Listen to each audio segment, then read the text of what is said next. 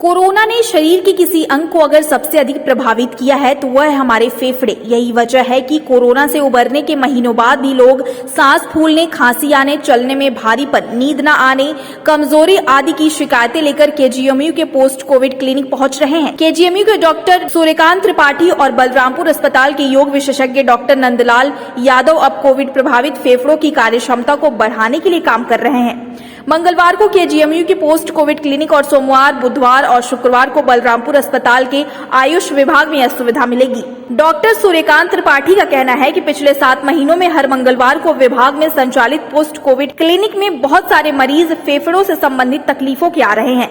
इन मरीजों का एलोपैथी की मॉडर्न मेडिसिन से उपचार करने का प्रयास किया जा रहा है। इसके बावजूद कई मरीजों को पूरी तरह से आराम नहीं मिल पाता है। अब इनके फेफड़ों की कार्यक्षमता को बढ़ाने का प्लान तैयार किया गया है। इसके अंतर्गत योगासन, षष्ठ कर्म और प्राणायाम के जरिए कोरोना से प्रभावित फेफड़ों की दिक्कतों को दूर करने का प्रयास किया जाएगा। कोविड-19 के बाद डेल्टा वेरिएंट और अब ओमिक्रॉन वेरिएंट कहीं न कहीं लोगों को डरा रहा है। इसी पर चर्चा करने के लिए कि क्षतिग्रस्त फेफड़ों को किस तरह से हम ठीक करेंगे, किस तरह से हम उसमें स्ट्रांग रखेंगे, किस तरीके से हम इनको बचा सकते हैं, इसी से बात करने के लिए हम हैं केजीएमयू के डॉक्टर सूर्यकांत त्रिपाठी सर के साथ, जिनसे जानेंगे कि उनकी क्या राय है इस पर, किस तरीके से अपने फेफड़ों की देखभाल कर सकते हैं। सर बहुत बहुत स्वागत है कॉन्फ्रेंस पे। सर मेरा सवाल आपसे ये है कि लोगों को कोविड हुआ डेल्टा में, उनको बहुत ज्यादा तकलीफ हुई सांस लेने में ऑक्सीजन की, तो सर क्या वजह रही, ऐसा क्यों हुआ? देखिए, पिछले 2 वर्ष के अंदर 3 वेव आई हैं कोरोना की। पहली आई 2020 में, दूसरी आई 2021 में और ये तीसरी 21 के लास्ट दिसंबर से शुरू हुई है और चल रही है। इस तीसरी को छोड़ के मतलब 1-2% को एक्सेप्शन हो सकता है, बाकी पहली और सबसे ज्यादा दूसरी में फेफड़े पे बहुत हमला हुआ कोविड का। फेफड़े को बहुत नुकसान पहुंचा, बहुत लोगों को निमोनिया हुआ, बहुत लोगों को एक्यूट रेस्पिरेटरी डिस्ट्रेस सिंड्रोम हुआ और बड़े लंबे समय तक अस्पताल में उनको भर्ती रहना पड़ा। मृत्यु भी सेकेंड वेव में ज्यादा हुई और उसके पश्चात भी आप सोचिए कि सेकेंड वेव खत्म हुए 9 महीने 10 महीने बीत चुके हैं, लेकिन उसके बावजूद भी फेफड़े की भी और कुछ सामान्य समस्याएं भी पोस्ट कोविड सिक्वली के नाम पर अभी भी लोगों को चल रही है और इसको हम लोगों ने नाम दिया पोस्ट कोविड या लॉन्ग कोविड, अर्थात कोविड की एक्यूट फेज ओवर हो गई, उसके बाद भी कोई ना कोई लक्षण बने हुए हैं।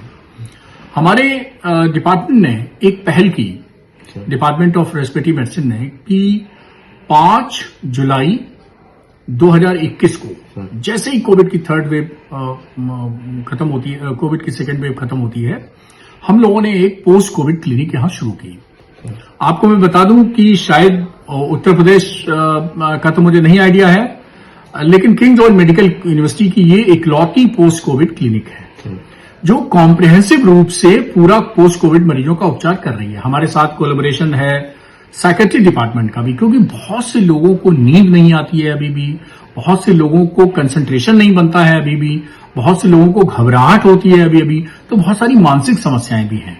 और मैं आपको बता दूं कि हमारा ही एक ऐसा सेंटर है जो कोलैबोरेट कर रहा है जीरियाट्रिक मेंटल हेल्थ के साथ, और वहां पर डीएम जीरियाट्रिक मेंटल हेल्थ यानी एमडी का कोर्स होता है, पहले एमबीबीएस होता है, फिर एमडी होता है, फिर एक डीएम कोर्स भी होता है। तो एक डीएम कोर्स यहां चलता है जीरियाट्रिक मेंटल हेल्थ में, वहां पर डीएम कोर्स का एक स्टूडेंट बाकायदा थीसिस कर रहा है इस विषय पे कि पोस्ट कोविड के रूप में क्या मानसिक समस्याएं हुई, और वो हमारे साथ रेस्पिरेटरी मेडिसिन डिपार्टमेंट के साथ, हमारे विभाग के साथ कोलैबोरेशन में काम कर रहा है। अब इस 7 महीने हो गए हम लोगों को, लेकिन अभी उनकी समस्याओं का अंत होने का नाम नहीं ले रहा था। तो हम लोगों ने बहुत दवाओं के भी प्रयोग किए, हम लोगों ने कुछ और जनरल सामान्य उपाय भी प्रयोग किए, लेकिन अभी भी कुछ लोग ऐसे आते हैं कि सर चलते हैं तो सांस फूल जाती है, उनकी हम ऑक्सीजन चेक करते हैं तो ऑक्सीजन नॉर्मल आती है।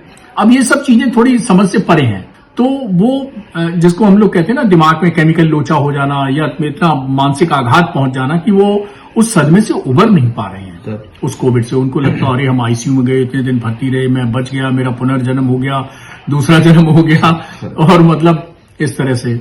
तो वो सदमे के कारण भी कई समस्याएं हैं। कुछ मरीज ऐसे अभी भी कहते हैं सांप से दर्द हो जाता है, नींद कम आती है, थकान लगती है, कमजोरी होती है, चलते हैं तो हाँफ जाते हैं, घबराहट होती है। तो इस तरह की समस्याओं के लिए अभी हाल में हमने एक नया प्रयोग शुरू किया है, और बलरामपुर अस्पताल जो हमारा लखनऊ में बड़ा, उत्तर प्रदेश का बड़ा अस्पताल है, सरकारी अस्पताल, उसमें एक आयुष सेंटर चलता है। आयुष का मतलब होता है आयुर्वेदिक और विभिन्न भारतीय चिकित्सा पद्धतियां। क्योंकि हम लोग मॉडर्न सिस्टम ऑफ मेडिसिन के हैं और आयुष जो है हमारी भारतीय चिकित्सा पद्धतियों का एक समूह है, जिसमें आयुर्वेद है, यूनानी है, होम्योपैथी है, सिद्धा है, ये सब आते हैं, नेचुरोपैथी है, ये सब आते हैं। सर सवाल ये भी है कि क्योंकि डेल्टा वेरिएंट तो गुजर गया, लेकिन आप कह रहे हैं कि लोग अभी भी उस चीज से उबर नहीं सके हैं। जी।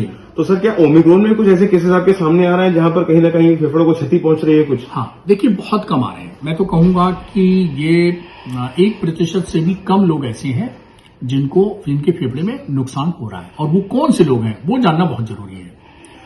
वो लोग, एक अभी अध्ययन हुआ था कि भाई ओमिक्रॉन के कारण जो लोग संक्रमित हो रहे हैं उसमें से गंभीर कौन है और मृत्यु किसकी हो रही है। वो लोग, एक अभी अध्ययन हुआ था कि भाई ओमिक्रॉन के कारण जो लोग संक्रमित हो रहे हैं उसमें से गंभीर कौन है और मृत्यु किसकी हो रही है। तो पता चला मेजोरिटी वो लोग हैं जिन्होंने वैक्सीन नहीं लगवाई। तो पहला ग्रुप वो है जिसका फेफड़ा संक्रमित हो रहा है जिसने वैक्सीन नहीं लगवाई, या तो एक भी नहीं लगवाई, या दूसरी डोज नहीं लगवाई, और या बुजुर्ग हैं तो अभी प्रिकॉशनरी डोज नहीं लगवाई। सर तो कहीं ना कहीं आपको लगता है कि लोगों को बढ़ चढ़ के वैक्सीन में हिस्सा लेना चाहिए, क्योंकि जो लोग नहीं लगा रहे हैं तो उनके लिए सर क्या कहना चाहेंगे? नहीं, देखिए अभी भी अगर मैसेज नहीं गया है तो मैसेज मेरा लाउड एंड क्लियर है कि भाई वैक्सीन ही अंतिम उपाय है। हाँ, कोविड एप्रोप्रिएट बिहेवियर और वैक्सीन, ये दोनों का पालन अभी करते रहिए। अभी कोरोना गया नहीं है, अंतिम लड़ाई चल रही है। युद्ध हम जरूर कोरोना के खिलाफ जीत लेंगे, लेकिन इन्हीं दो हथियार हैं, तीसरा कोई हथियार नहीं है। कि डॉक्टर सूर्यकांत के 5 मंत्र ओमिक्रॉन से बचने के लिए, उस 5 मंत्र में मैंने 2 मंत्र हाथ के बताए हैं कि भाई मिलिए तो नमस्ते करिए, भाई हाथ मत मिलाइए, जहां मौका मिलेगा हाथ धोते रहिए, घर से बाहर निकलिए तो मास्क लगाइए। और 2 मंत्र, ये 3 मंत्र हो गए, और 2 मंत्र जो है वो पैरों के हैं। तो मैंने कहा न भीड़ जुटाइए न भीड़ में जाइए, तो अपने 2 गज की दूरी 2 लोगों के बीच में बनाते रहिए और भीड़ में बिल्कुल रहिए, 5 मत जाइए, यानी ये 5 मंत्र का पालन करें। तो और साथ साथ वैक्सीन, जिनको अभी 1 डोज भी नहीं लगी है वो कृपया पहली डोज लगवाएं, जिनको 1 लग गई, दूसरा लापरवाही कर दी, वो दूसरी डोज लगवाएं, और बुजुर्ग या बीमार हैं तो तीसरी प्रिकॉशनरी डोज लग रही है वो लगवाएं, और 15 से 18 साल के बच्चे अगर घर परिवार में है तो वो लगवाएं। और एक और चीज है, 12 से 15 साल के बच्चे भी तैयार रहें, उनके लिए भी जल्दी भी पीडियाट्रिक वैक्सीन आने वाली है। सर जिस तरीके से आपने देखा कि सर ने बताया कि वैक्सीन बहुत जरूरी है, और जिस तरीके से फेफड़े क्षतिग्रस्त हुए उन पे हम काम कर रहे हैं, फेफड़ों के साथ साथ मानसिक तनाव से भी लोग जुड़े हुए आ रहे हैं, जो सोच रहे हैं कि मुझे कोविड हो गया, मैं बच गया, मुझे दूसरी जिंदगी मिल गई। तो इस तरीके की चीजों को लेकर के सर यहाँ पर काम कर रहे हैं, और सर ने 5 मूल मंत्र बताए हैं, साथ ही ये भी बताया है कि टीकाकरण बहुत जरूरी है, इसको समय से लगवाएं। मैं प्रशांत त्रिपाठी, लखनऊ से अमृत विचार के लिए।